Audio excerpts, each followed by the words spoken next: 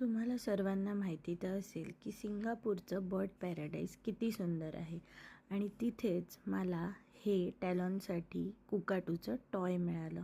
तर आता बघूया की टॅलॉनची त्याच्यासोबत फ्रेंडशिप होते आहे की नाही.